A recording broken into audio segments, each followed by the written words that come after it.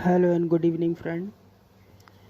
और कई बार सुना है कि कुछ लोग आपके दिमाग को पढ़ सकते हैं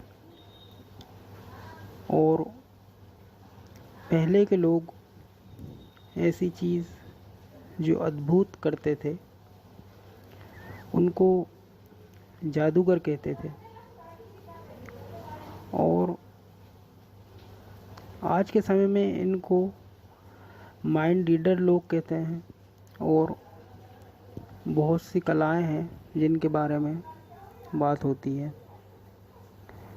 पर ऐसा कुछ जो आज से पहले हुआ हो कि कोई शख्स आपके सामने अपनी धारणा को, अपनी सोच को आपके ऊपर हावी कर दे। तो ऐसा हुआ है और रियल स्टोरी है। मैं बात कर रहा हूँ वोल्फ मैसिंग की, जिनका जन्म हुआ था 1899 में, 1899 में पोलैंड के करीब ही एक गांव में उनका जन्म हुआ था, जो कि उस समय रशिया के अंतर्गत ही आता था। तो मैसिंग की उम्र जब कुछ बढ़ती है तो उनके फैमिली वाले और परिवार चाहते हैं कि उनको यहूदी धर्म में उनको ज्ञान दिया जाए, यानी कि उनको रबाई बनाया जाए। तो ठीक है, ये फैमिली वालों के अपने विचार होते हैं, मगर मैसिंग ऐसा नहीं सोचते। उनका इंटरेस्ट जो होता है वो जादूगर बनने में, सर्कस में ज़्यादा होता है। तो फैमिली वाले जो है उन्हें समझाते हैं, प्यार से भी और मार से भी, जो भी हो सकता है वो करते हैं। मगर मैसिन ने कुछ और ही ठान के रखा था।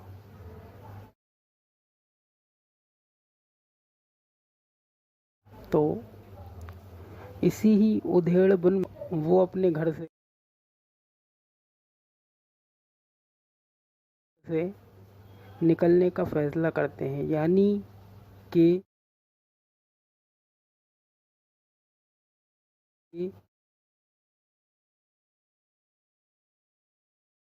घर छोड़ने का फैसला करते हैं। तो 15 से 16 साल की उम्र में वो घर से निकल जाते हैं और बर्लिन की एक ट्रेन में बैठते हैं।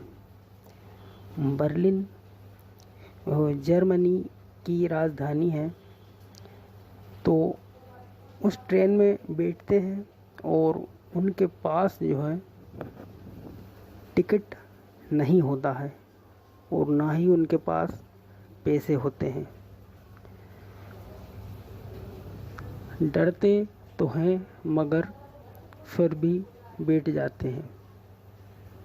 अब जब कुछ दूर ट्रेन चलती है तो टिकट चेकर ट्रेन में आता है और सबका टिकट चेक करता है। इन्हें भी मालूम था कि मुझसे भी टिकट के बारे में पूछा जाएगा और फिर मैं टिकट नहीं दिखा पाऊँगा तो दिक्कत हो सकती है। तो इस डर से वो 15-16 साल का लड़का बर्थ के नीचे छुप जाता है, यानी वहीं सीटों के नीचे होता है। अब टिकट चेकर जो है टिकट सबसे लेते हैं और उनकी निगाह सीट के नीचे पड़ती है तो वो मैसिंग को देख लेते हैं और उनसे पूछते हैं, hello young man, where is your ticket. तो उस समय उनके ज़्यादा कुछ में नहीं आता है, पर वो समझ जाते हैं कि इनको टिकट ही दिखाना पड़ेगा, तभी ये मुझे छोड़ेंगे।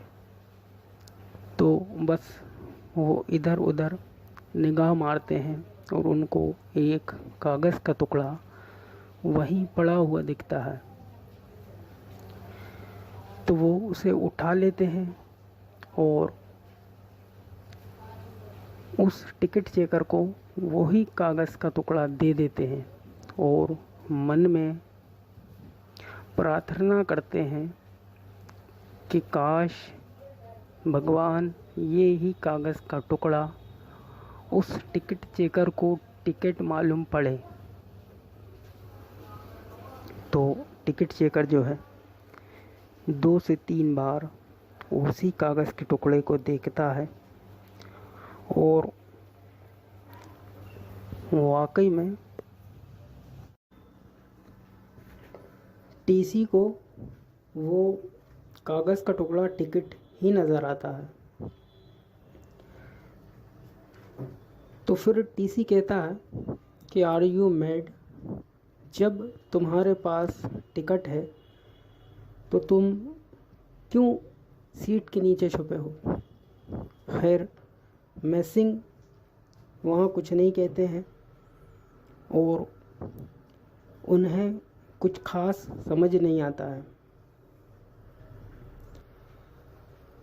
तो इसके बारे में मैसिंग ने अपनी बुक लिखी है अबाउट माई सेल्फ। उन्होंने इसके बारे में लिखा है कि ये एक इंसिडेंट ने मेरी ज़िंदगी बदल दी। जो उन्होंने मन में सोचा वही उस टिकट चेकर ने मान लिया। खैर अब वोल्फ मैसिंग बर्लिन पहुंच जाते हैं और फिर वहाँ का जीवन का सामना करते हैं और अपना जो है जो प्रतिभा उनके अंदर थी उसी से वो अपना गुजारा करते हैं। सर्कस में वो जो है अपना शो करते हैं और लोगों की खोई हुई चीज़ को देना, उन तक पहुंचाना और फिर दिमाग का खेल, दिमाग के बारे में लोगों को बताना जो उनके मन में चल रहा होता है। यही सब करते करते वोल्फ मैसिंग वहाँ बहुत मशहूर हो जाते हैं और उनके शो चल रहे होते हैं। तो एक दिन वोल्फ मैसिंग जो है एडोल्फ हिटलर के बारे में एक भविष्यवाणी करते हैं। वो कहते हैं कि अगर वर्ल्ड वॉर 2 के दौरान हिटलर ईस्ट की तरफ रशिया के हमला करता है, आक्रमण रशिया के ईस्ट की तरफ यदि करता है तो उसकी मौत हो जाएगी। उनकी इस भविष्यवाणी की बात जब हिटलर के कानों तक पहुंचती है तो एडोल्फ हिटलर को उनकी ये बात पसंद नहीं आती है। तो वो वोल्फ मैसिंग की जान के दुश्मन हो जाते हैं और जो है हुक्म जारी करते हैं कि वोल्फ मैसिंग का जो है सर काट दिया जाए और उनके पोस्टर भी कई जगह लगवाए जाते हैं। अब वोल्फ मैसिंग को जैसे ही ये खबर मिलती है वो समझ जाते हैं अब यहाँ रहना मेरे लिए ख़तरे से खाली नहीं है। तो फिर वो भागने की कोशिश करते हैं और रशिया की तरफ निकल पड़ते हैं। बॉर्डर क्रॉस करके मॉस्को पहुंच जाते हैं। मॉस्को रूस की राजधानी है। फिर वो हिटलर से बच के यहाँ पहुँचते हैं और यहाँ अपना जीवन जीने के लिए बिताने के लिए कोशिश करते हैं। अब यहाँ जब वो आ जाते हैं तो यहाँ ये खबर जो है स्टालिन को लगती है, क्योंकि वो बहुत मशहूर हो चुके थे और एडोल्फ हिटलर ने भी उनको मारने के लिए फरमान जारी कर रखा था। इसलिए जो है और 2 लाख मार्का का इनाम भी एडोल्फ हिटलर ने उनके सर पर रखा था। तो ये मशहूर बात थी। तो ये स्टालिन को पता चल गई। स्टालिन उस समय रशिया के सरकार में थे। तो एक बार वोल्फ मैसिंग का शो चल रहा था और चलते शो में पर्दा गिरवाया जाता है और ऐलान करवाया जाता है कि अब वोल्फ मैसिंग का शो नहीं होगा, उनको गिरफ्तार कर लिया गया है। और फिर उनको स्टालिन के पास हाजिर कर दिया जाता है। स्टालिन ने उनके बारे में सुन रखा था और वो उनसे प्रभावित था, मगर वो सब अपनी आंखों से देखना चाहता था। तो स्टालिन ने कहा कि तुम ये सब कैसे करते हो? तो वोल्फ मैसिंग ने कहा कि मैं लोगों के दिमाग को कंट्रोल करता हूँ या लोगों की धारणा पर कंट्रोल करता हूँ। स्टालिन ने कहा ठीक है, कुछ करके दिखाओ, क्योंकि इस तरह के बयान जो उस सरकार में लोग देते थे तो उनको ज़िंदा नहीं छोड़ा जाता था, क्योंकि अंधविश्वास वगैरह फैलेगा और ये लोग लोगों को धोखा देंगे इस वजह से। तो ये स्टालिन का इम्तहान था। अगर वो इसमें पास नहीं होंगे तो उनको भी नहीं छोड़ा जाएगा। तो स्टालिन कहते हैं कि कल 2 बजे तुम्हें बैंक से पैसे निकाल के लाना है, लगभग 1 लाख। तो वोल्फ मैसिंग कहते हैं ठीक है। अब बैंक उनको अगले दिन ले जाया जाता है, उनके साथ 2 सिपाही, और बैंक में ना उनका खाता होता है, ना बैंक में उन्हें कोई पहचानता है और ना ही कुछ संबंध होते हैं। अब वोल्फ मैसिंग के साथ 2 सिपाही जाते हैं और बैंक के अंदर उन्हें ये भी नहीं पता होता कि किस काउंटर पर मुझे जाना है। खैर, बैंक में वोल्फ मैसिंग जाता है और एक कैशियर को एक पत्र देता है, एक कागज़ देता है। तो कैशियर उस कागज़ को गौर से देखता है, 1 बार, 2 बार और कई बार, और देखने के बाद उस कागज़ को रख लेता है और 1 लाख जो उस समय की करेंसी थी वो 1 लाख रूबेल वोल्फ मैसिंग के हाथ में दे देता है। और वो कागज़ जो होता है वो कागज़ नॉर्मल कागज़ होता है, मगर कैशियर को वो चेक लगता है कि 1 लाख रुपए का ये चेक है और मुझे इसे 1 लाख रुपए देना है। ये एक वहम होता है कैशियर के लिए, जो वुल्फ मैसिंग की धारणा को उसके ऊपर हावी करने की पावर का सबूत होता है। तो वो 1 लाख रुपए वुल्फ मैसिंग लेके आता है और स्टैलिन के हाथ में रख देता है। स्टैलिन देख के बहुत हैरत में थे कि ये कैसे हो। फिर भी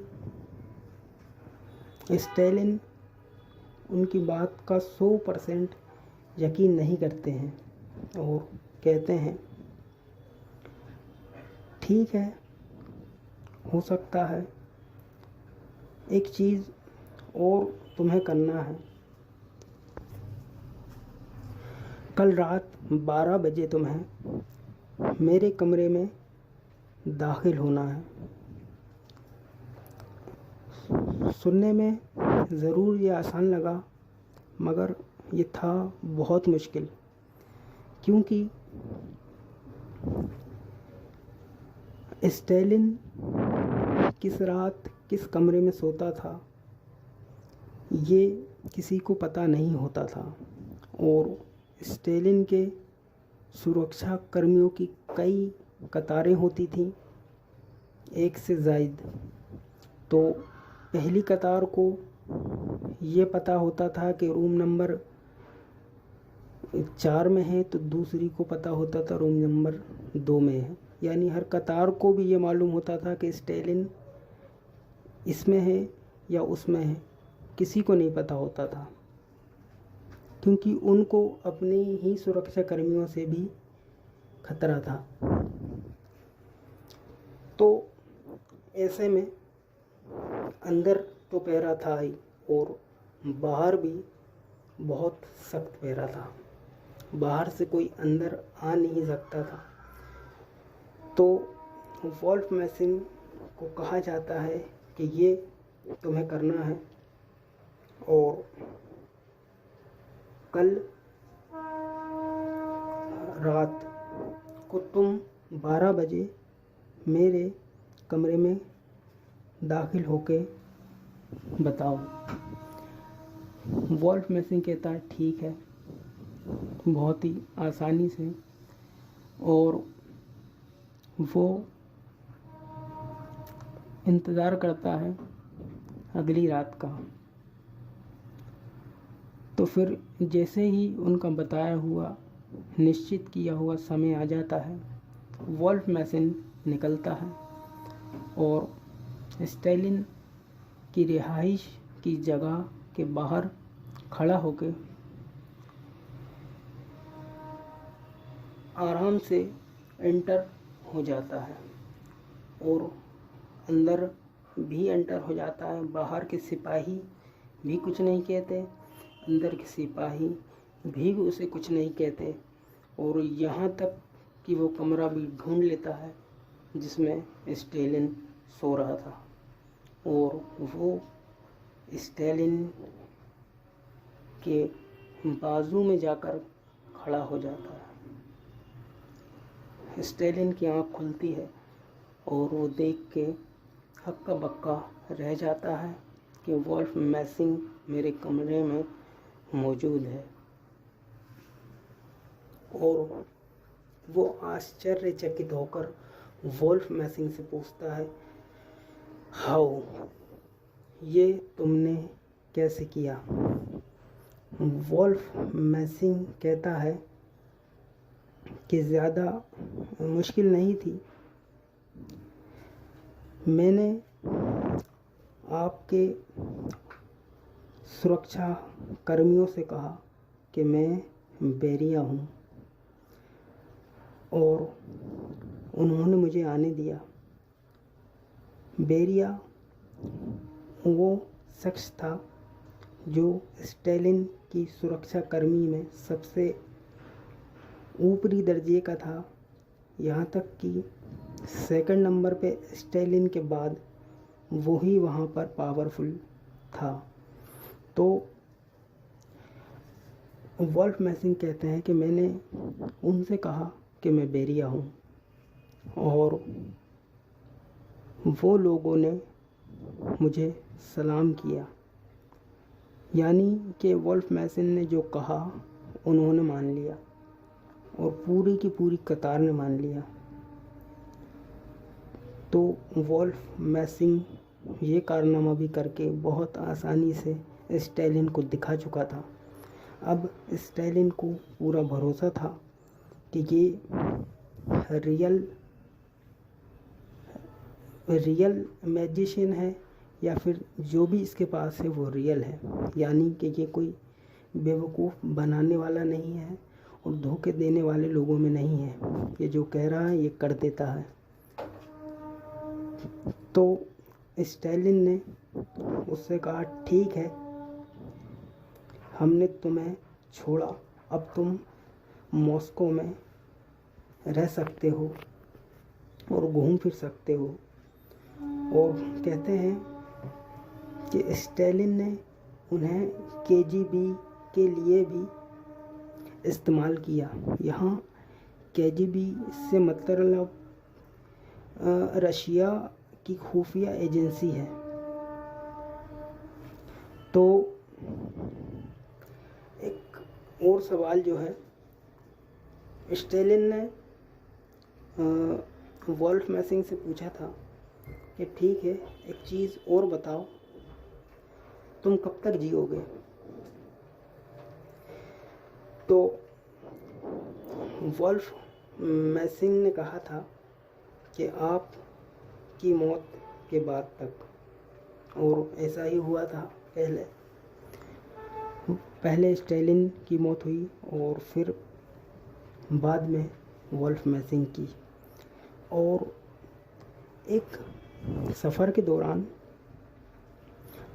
साइंटिस्ट आइंस्टीन और सिग्मा फ्राइड, ये दो साइंटिस्ट जो है वॉल्फ मैसिंग को मिलते हैं और उनके चर्चे काफ़ी सुने हुए होते हैं। तो साइंटिस्ट आइंस्टीन और सिग्मा फ्राइड की भी इच्छा होती है कि आपके पास जो कला है उसका कुछ प्रदर्शन आप करके दिखाएं।